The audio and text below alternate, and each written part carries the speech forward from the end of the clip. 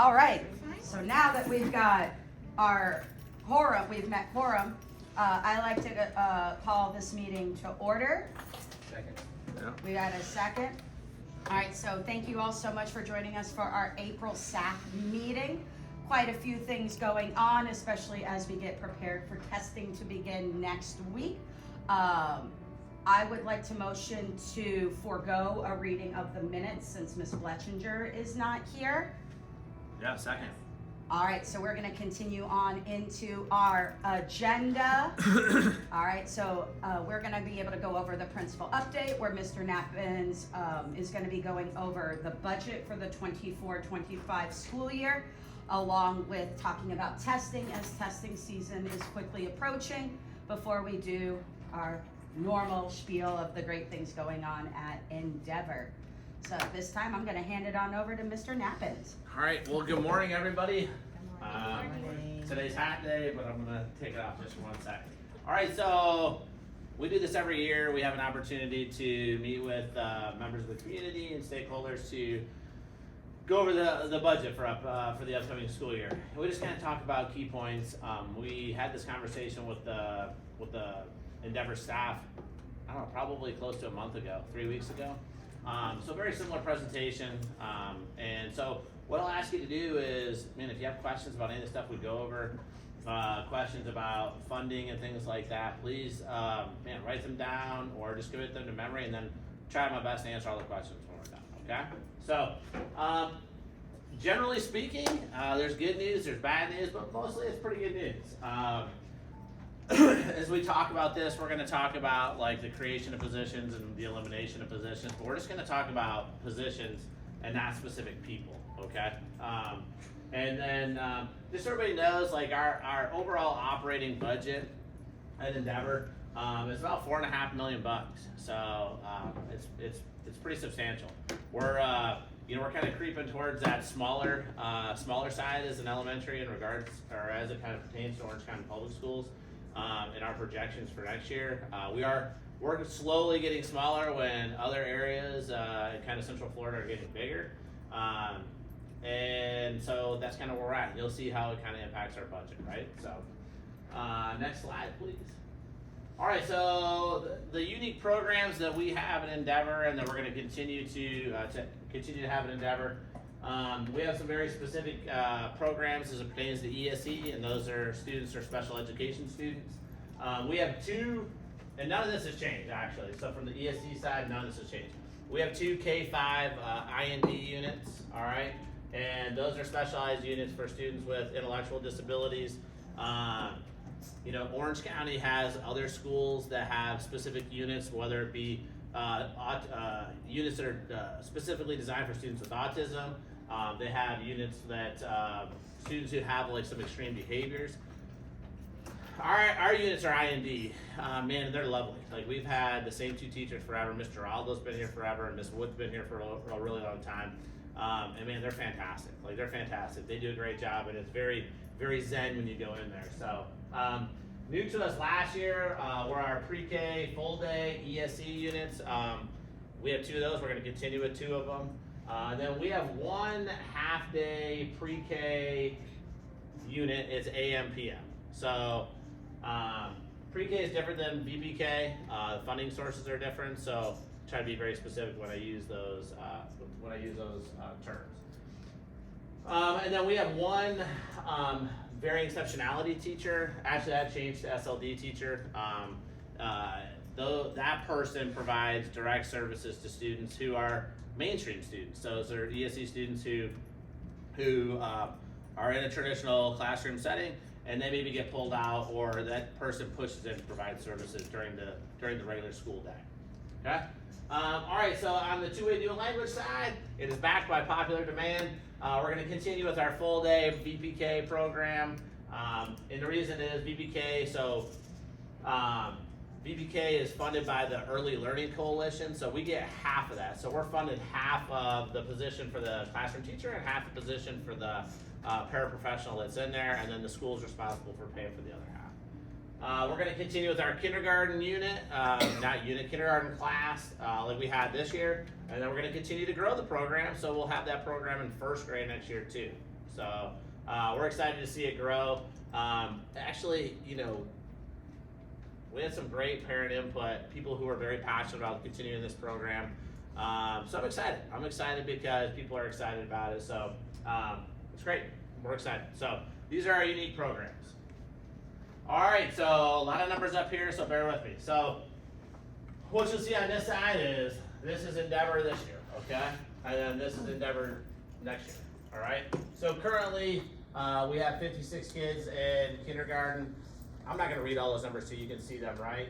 And then, so what we do is based on the number of students is that we place teachers and students drive the teachers, right? So in kindergarten through 3rd grade, the ratio of teachers to students has to be 18-1, okay? So it's a little bit different than it was in years past, it has to be the overall average of kindergarten through 3rd grade. So we take all the students, we add them up, all right, we divide it by 18, and that tells us how many teachers we need to have, okay? 4th and 5th grade are a little bit different. Their ratio changes from 18-1 to 22-1, all right? So these are the current number of teachers that we have this year. We have 20 kids in our two-way dual language class, and we have pre-K ESE, those numbers are a little fluid. We're close to 20 in there now. The reason it's not in there is because the number's shifting a lot. So we're actually getting a bunch of kids right now. Those kids are fed to us through PDIS, which is a program I'm not gonna get into, but if you have questions about PDIS, I can answer those, okay? All right, next year is a little bit different, all right? Our numbers, so these are projections. So I don't come up with these numbers, the district sends us these numbers. Sometimes they're accurate, sometimes they hold up, sometimes they don't, all right? So like this year, okay, so here, I'll give you a little context. So this year, our projection was 72 kindergartners, or 76 kindergartners. That's how many we were supposed to have on the first day. Okay, we had 52 on the first day. All right, so each student, we have to talk about this, so just hear me out. Like, I'm not trying to assign dollar amounts to a student, but I want to let you know that like FTE is something that we talk about, full-time equivalency. So each student is worth a dollar amount, right? And then that's how we pay teachers and buy paper and buy computers and stuff like that, right? So when we were supposed to have 72 or 76 and we ended up at 52, that's about a whole class, right? So if each student's worth about 7,500 bucks roughly, you times that by 18, and we were at a deficit, right? I felt firmly in my gut that those kids would show up, and they never did. So we started with 52, we ended up at 56, which is crazy. So we'll talk a little bit about how we gain money and how we lose money, but right off the bat, we were responsible for paying money back, okay? All right, so we're gonna be a little cautious this year. We're projected to have 58 coming in this year, kindergartners. That's really exciting. We're supposed to have 58 first graders. I believe that number will grow. I do believe that, because kindergarten instruction is not compulsory in the state of Florida. Parents don't have to legally have to send their kids to kindergarten, right? They have to send them to first grade. So I feel, which is dangerous, that the kids will come. But I don't know, so these are our projections. What you'll see is our numbers have changed a little bit because we are only projected for 58 kindergartners this year, but I've only purchased 3 teachers in kindergarten, okay? So we have 3 teachers in kindergarten, all-time low for us, 4 teachers in first, 5 in the rest of the grade levels. So these would be our averages. So the good news is we do have a little bit of room for growth in the primary grades, and then we have a lot of room for growth in our upper grades. Yes? What happens if there's like a flood of kids? Yeah, great question. Well, I'm just gonna jump into this. We'll talk about it on a later slide, but let's just jump into it right now because it's appropriate. So, Mr. Bench had a great question. What happens if we get 20 kids on the first day of school? So the district has 2 different periods. This way it's always been. They have 2 different periods in which we can either gain dollars or we have to pay back dollars. So one is called the 10-day count, like the 10-day recalc, right? Recalculation. So if at that 10-day count, we are any deviation from where we're supposed to be, like let's say that we had 20 more kids on 10-day recalc than we thought we were gonna have, or that we were projected to have, then when they would take 20 times $7,500, and that's a raw number, that's probably not exactly right. And then they would give us those dollars. They would literally transfer that into our general fund. Okay? Now, what do we do with that money? Man, we buy another teacher. We buy a position, right? And then we post a position and we hire a teacher. Okay? The beauty of the endeavor is that, man, we rarely have vacancies, and when we do have vacancies, we're usually able to fill those positions relatively quick with high caliber people. Okay? Not always the case, but in most cases.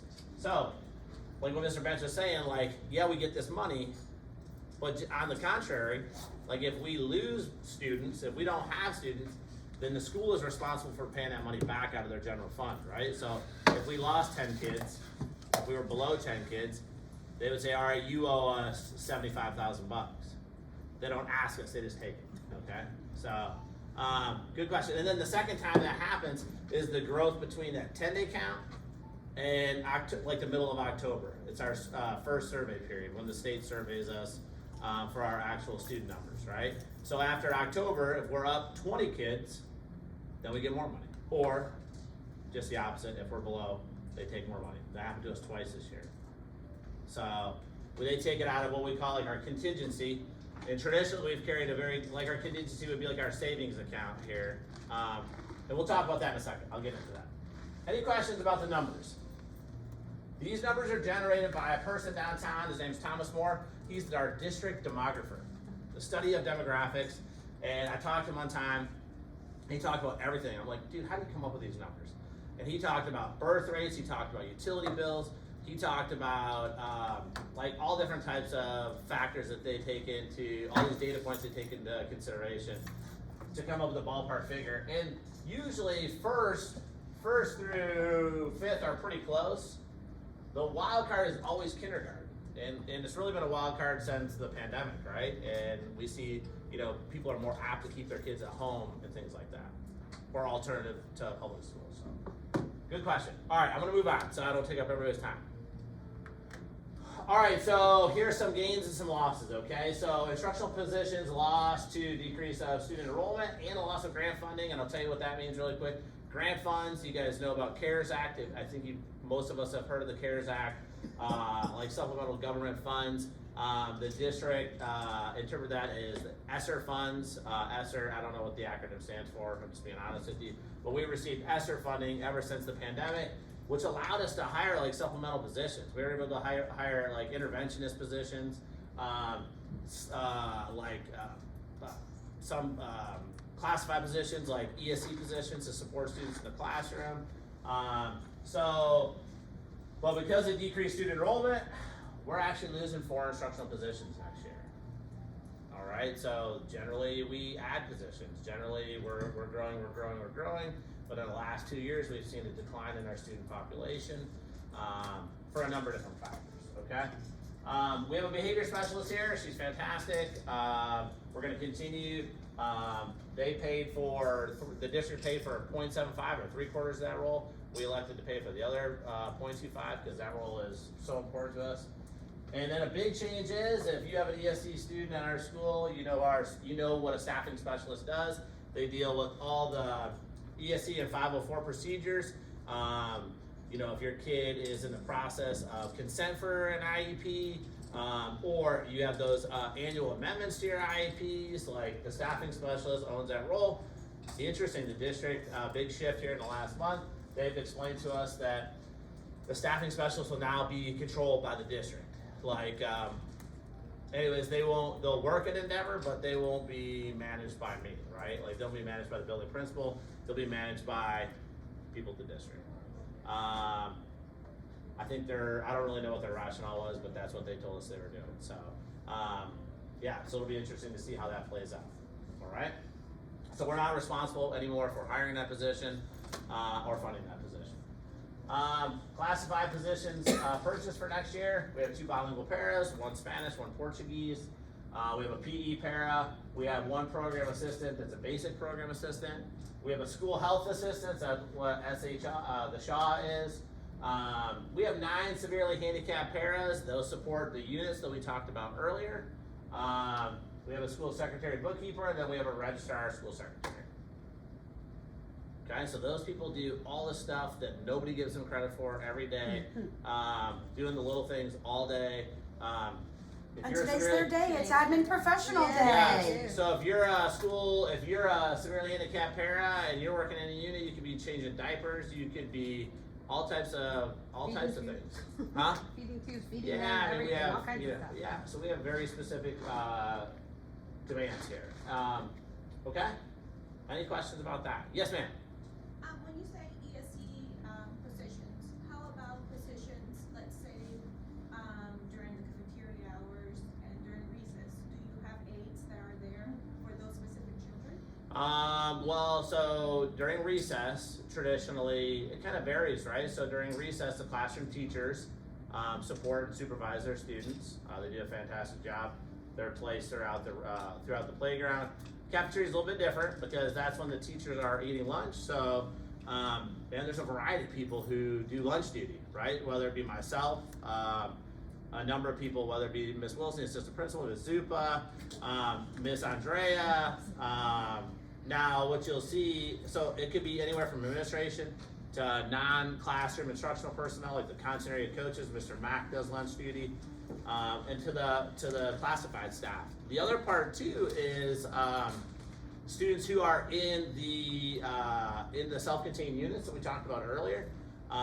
They eat with their peers, but then they are also provided additional levels of support from like the severely handicapped paras, because their teachers are trying to eat too. But the teachers, they're always in there with their kiddos. So. But what about specifically ESE kids that are in the regular classes? Yeah. So are there aides there to assist? Because there's some children who have more behavioral issues than others. Are there extra hands-on to be able to assist with something, you know? Yeah, you know what? So that's a good question. So I can't answer that specifically because I feel like it's a case by case situation. All these situations are unique, right? So, man, we have students who come to us from all walks of life, right? Like we have students who come from other countries. We have students who come to us that are in primary or intermediate grades that because of the country they came from, they've never set foot in a public school setting, right? And you guys know that we are a public school and we can't deny students public education. It's called free and appropriate public education. It's FAPE. So we're responsible no matter what. We have to offer them the opportunity in a public school setting. Now, whether we agree with it or not, those are the expectations and that's the law, right? So I don't know that I can answer your question specifically because I think each situation is unique, right? Like I think that if there were certain situations in which a student required additional personnel, I think that we have plans that we could definitely implement or that we are already implementing for that. So So the budget would cover, let's say if you were having issues with kids acting up or whatever Man. the case would be. great question. So let me tell you, so money comes from different sources, right? So if a student is ESE, right? If they have an IEP, an individualized educational plan, right? Then they are allotted specific amounts of dollars based on what they call a matrix, right? And they input all the student information into a matrix, and based on how they qualify in that matrix is how much funding they generate, right? So some students, like if a student is worth 1 FTE unit, right? Let's just say hypothetically, some kids that have very specific disabilities or demands, maybe they're worth like 3 times that, or some cases 5 times that. We have a student on campus that's worth 5.7 FTE based on the demands that they require. Now, what you might think too is, and like this is all, we have to make sure that we're very cognizant of like student rights and privacy. There are some kids that you may perceive as ESC, right? Based on the information you've received from wherever, that aren't actually identified as ESC, or maybe they're in the evaluation process right now, right? So again too, like they're very specific situations. So if a student comes to us that we know nothing about, we can't just slap a label on them. We have to make sure that we go through the entire process of evaluation. We look at it from all angles, man. They go through a process where they work with a school social worker because they do social history. the school psychologist does a battery of assessments, occupational therapy, physical therapy, all different types of angles, right, to see what exactly the specific needs are of the kid. So, I can't answer your question specifically because there are a multitude of, like, there's 100 ways to answer that question. So, yeah. So we can talk afterwards if you have a specific question. Does everybody have like a general understanding about ESE and things like that? I'm definitely interested in having these conversations with everybody if they want to. Like another thing too is gifted students, right? Like they have EPs, exceptionality plans, exceptional educational plans. Sorry. Yeah. So they too receive very specific services, but kind of on the opposite end, right? Like they're classified as ESE in certain areas too, right? Like they have opportunities to generate additional funding. So, okay, all right. So, any questions about gain loss? All right, I'll keep moving because it's already in 11. Okay, so I think I have this slide, one more. So our financial goals, right? About to have about $80,000 to $90,000 in our contingency, and that is our savings account, right? Historically, we've carried a very big contingency between $150,000 and $200,000. But last year, I told you that we were way under, so we had 2 different times had to pay back money, and we paid back about $125,000 last year due to low enrollment. Okay. The goal is to have, this is kind of the rule of thumb, is to have between $80,000 and $90,000 because a classroom teacher, right? A classroom teacher costs the school about $86,000. And that's because and it doesn't mean that teachers make $86,000, maybe some do, some don't, but that's the total package. That includes insurance, benefits, all that stuff, okay? So we talk about that salary and fringe, okay? And then all the different supplies that we use, right? Copies, papers, copy machines, things like that. Listen, we're a public school, so the tough part is you can't control who comes here, right? So like we are not a choice district, right? Like there are times when we go through phases of open enrollment, but like Osceola County is an open, they're a choice district, we're not, right? Kids go to schools that they're zoned for, right? Unless you apply for a magnet program, which those are unique, we're not a magnet school. All right, so we get who we get. All right. I told you this right here. I already talked about that last year after 10-day count. We had to pay back over $100,000, and it was about $125,000 overall. All right. How do we get money? How do we get more money? Talked about this a little bit too. More kids equal more dollars, right? So as we start to see like how they adjust zones and things like that, we talk about. We talk about specific communities. We've talked this about before. Like Hunters Creek seems to be a community it's unique in that it's not like Nona, it's not Windermere. Like Hunters Creek has been established for a long time, and we have a lot of families that still live in Hunters Creek that they don't have kids anymore, right? I call it the Mazupa conundrum, right? So she's lived here. Her kids went to school here, and she still lives here. So, but they also don't have kids that go to school here now. So. Still an amazing place. We're still an A school. This place is beautiful. The school is great. We have amazing teachers. We have amazing staff. So that's where we're at. Okay. Is there one more slide? Testing is next. Okay, good. Whew. Talk a lot. Listen, does anybody have any questions about budget? About where we're at? Sure. I was just looking at the front office staff. It looked like we also lost some clerk positions. Or are we still? We did lose the ESE clerk position because that was grant funded, and maybe Yeah. I didn't put that on there. But You know why I did? Because I didn't add the information about lost classified staff. So got it. So ESE clerk, we have an ESE clerk up front. That position was not funded because that was a part of the ESSER funding that we received. We had that position for 1 year. We don't have it next year, and because of the amount of money that we paid in contingency or paid out of our contingency this year, we didn't have that flexibility to add that position. It's relatively inexpensive, but there's also the possibility if we have an influx of students and after the 10-day count or in October, that maybe we have that financial flexibility. No, because I only asked because just putting the math together, the only people in the front office during the day would be the registrar, the secretary, and the SHA. That's right. And it would only be those 3 people answering calls, Correct. doing this, getting students, the lunches and all. Okay. Correct. Yeah, it's a challenge, right? It's a challenge. All right, good question. Good question. Any other questions? Any other questions? Okay, all right, I'm gonna be quiet. Thank you. Then continuing on, we've got testing, and Ms. Zupa's here, our testing coordinator, getting ready for one of the busiest testing times of the year. So as you can see, we have a bunch of testing starting next week. Tuesday, Wednesday to be exact. So we'll start with 3rd to 5th grade doing ELA on May 1st. May 2nd we'll do math. We'll take a little bit of break and catch up any students that were absent for makeup testing. And then move on to K through 2 the following week. On the 8th and 9th. 2nd grade will take ELA on the 10th only because they have a field trip on the 7th, so I didn't want them to have to come back and take a test right away. Except for one class whose teacher will not be here, so it's always better to test with your teacher. So since she's not gonna be here on the 10th, her class will test on the 8th. But all the notices will go home today for 3 to 5 that we're testing that week, and then next week the notice for parents K through 2 will go home. 5th grade is unique because we love them so much that we test them to death. So they'll take their science test on May 7th, and then they'll take common final exams for subject areas that don't have a state exam.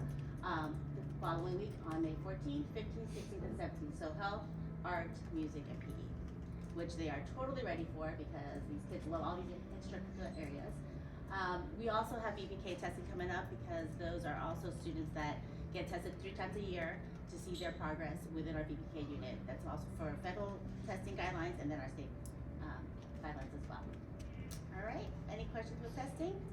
Please make sure your kids are here on time. Make sure they are rested and ready to go. 8:40 would be great because we do start testing at 9 o'clock in the morning. And by 9:05, if they're not in the classrooms, they can't test. So once that testing window opens and they come late, they'll have to sit in the office and get tested on a makeup day.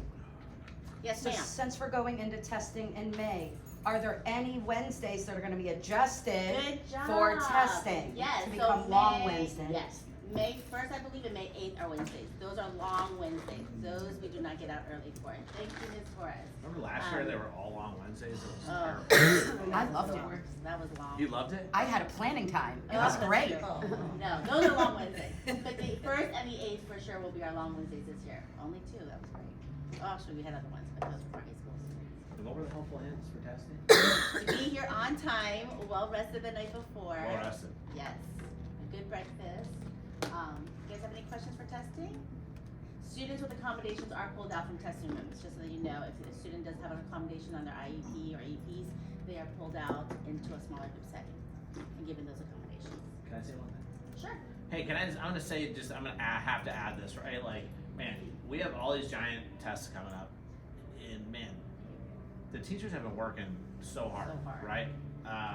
We really challenge them to go to another level, and they've done it. Like, the teachers are just operating on an insane level right now. Very thankful for their hard work, but don't be afraid to ask them too. Like, I mean, they're very aware of what's going on in the classroom. So like, if you have a question about like, hey, what's some last minute things we could do, or you know, what's going on in the class, and they can tell you because they are dialed in. So. That's it. Sorry. I mean, so much so that the teachers, we bumped it back Teacher Appreciation Week, because it's during the week of testing. So in order for them to enjoy their actual week of Teacher Appreciation, we've actually bumped it back a week. So that is the week after testing. And the kids can really shower them with some love, because they will need it by that time. Right, Cesar? Woohoo! Right, Chiller Grogan? All right, any other questions? You guys are good? All right, well, your babies are ready. I know they are. Continuing on, just a little update on community involvement and school-wide events that took place through the month of April. It was a very musical month of April with the first grade friendship concert, the kindergarten carnival of the animal concert, and then our ESC enrichment group putting on their Willy Wonka concert. We had our final new student house induction to get all of our navigators who've come to Endeavor between the third 9 weeks and the fourth 9 weeks get inducted into their house. Our Battle of the Books team, led by Miss Cahow, went on to the district event for Battle of the Yeah, Books, it was not just fantastic. the area event, where out of group 3, they got second place. It was amazing. So those 6 navigators have worked so hard and did extremely well, and we're super proud of them. Last week, first grade went on their field trip to the Science Center and had a fantastic time exploring and learning. Here in the media center, our navigators got to do their Sunshine State reading vote, where they got to cast their vote of which Sunshine State book was their favorite. So we've had some favorites here at Endeavor, and we're waiting to get the results from the other schools across the state who voted of what the top choice book was for the year. And we also celebrated our navigators who completed the Chocolate Touch Reading Challenge, where they got their Chocolate Touch celebration on stage. They got their own little candy and spent a lot of time together being able to discuss their favorite parts of the book, which was super fun. PTA update, this past Saturday was the Andrade Family Day, which was very fun for those navigators, being able to race cars if they wanted to do so, but definitely the breakfast and the 2-hour video game block, being able to see our navigators enjoy and spend time with their families. The final family PTA event is going to take place on Friday, May 3rd, where it is going to be the Paint the Tile Night. So make sure that you reserve a spot because there's only 50 spots available based on space in the cafeteria and materials. It is $25 per tile, $20 if you're a PTA member. And if there is space available, it'll be $30 at the door. So make sure you log into the PTA member hub. If you need that link, it is on Dojo, where you guys can all sign up and participate in that event and leave your legacy here at Endeavor, as the tiles are up in the cafeteria. So if you want to kind of, before you make your way out, you can kind of check out the cafeteria, see the tiles, and see if you want to leave your lasting impression here. Anything else from PTA? Yeah. What's next? Today is National Administrative Professional Day, so we're super excited to honor Ms. Kateria Rodriguez, Ms. Janet Rodriguez, and then we've got Mr. Strepo and Mr. Skander for all their hard work that they've been doing to make sure Endeavor is running great. House Pep Rally Friday, kindergarten's getting ready for their Crayola field trip. We've got 2nd and 3rd grade getting ready for SeaWorld. Patrol's going to Universal. Next Wednesday is the embellishment and ukulele concert. We've got National Lunch Hero Day coming up. As you heard, Teacher Appreciation Week. Nationally is the week of testing, but here at Endeavor, you heard Ms. Zupa say we're gonna celebrate it the following week, which is May 13th through 17th, with the kindergarten ceremony taking place on the 22nd, the VPK ceremony on the 23rd, and the 24th being the last day of school, which we will end with a bang with house lunches. Just a friendly reminder, please turn in your library books because it is approaching the end of the year and we want to make sure all library books are returned to Endeavor. And just a friendly update, because I know we, last meeting we said that VPK two-way language was open for enrollment. It is officially full, but there is a wait list. If you want to contact Ms. Kateria Rodriguez in the front office, they can add you to the wait list.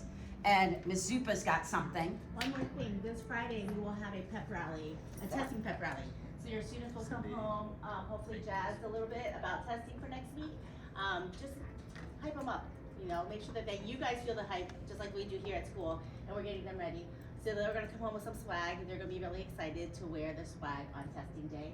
As are we. We have some really awesome shirts that we have going on here. They're awesome. They're awesome. And then I just picked up 700 popsicles, so students will be very happy that they too will get something sweet to munch on.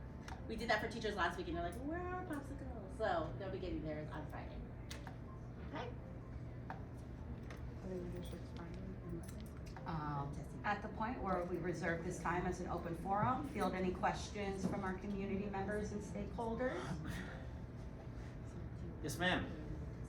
I have a question about next year for the classrooms. Are you still doing the 2 teachers, like math and Departmentalization.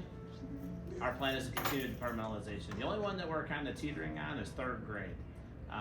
We have continued conversations about what 3rd grade will look like next year. But I can tell you certainly that departmentalization will continue in 4th and 5th grade. And then also the two-way dual language model, which is similar to departmentalization, but yeah. But being that there's 5, from what you mentioned, 5 for 3rd, Mhm. 4th, and 5th, so then one classroom is gonna be just one teacher? Correct. Yes. Do we know who's gonna be doing dual language for first grade next year? No. Also. I have an idea, but I've talked to a few of the teachers, but like I know, but they don't know yet. So. Also, what is the kindergarten ceremony? Miss Abreu, okay, I will tell you this. We haven't shared the date yet. Miss Abreu has it all scheduled out. Miss Abreu, the kindergarten team, has done a fantastic job. They got a beautiful plan laid out. They get a little It's a bridging Yeah. ceremony. Yeah, they it don't can't do be the- called graduation. They don't call No, it of course graduation, not. they don't wear passing According to downs LCPS, anymore. that's a It bad, is. that's a slang term. Yep, Okay, yep. oops. Yeah, Because don't the program get is saved for the actual graduation. So anytime you use the word graduation, they want you to save that term only for When they're seniors moving who are on. moving on to higher education. I get psychology, I get it. Yeah, all right. Listen, but what I would say is that Miss Abreu and the kindergarten team will share that. She You'll just get sent me info. she sent me the program, the flyer, and I approved it. And I just said check with Zupo about dates, and they've got that all squared away. So it'll be coming out ASAP. Good question. Yeah. Yeah. So we do not have any other questions, so I would like to motion to adjourn. Second. All right, everybody, thank you all so much. We'll see you on Right here. for our final SAC meeting of the year, Wednesday, May 22nd. 2 days before the last day of school, one more for us all, Oh, yeah. where we can celebrate all of our achievements this year. Thank you all so much for coming. Hey, we are gonna have our volunteer breakfast at 9 o'clock for all the people who volunteer here. I would consider you guys all volunteering your time. So, but it doesn't start till 9 o'clock. But you're more than welcome to stick around or go home and come back, whatever you prefer. Okay? And if you don't want to come, that's all right too. So, all right? Yay, breakfast. Yeah. Have an awesome day. Thank you. Thank you.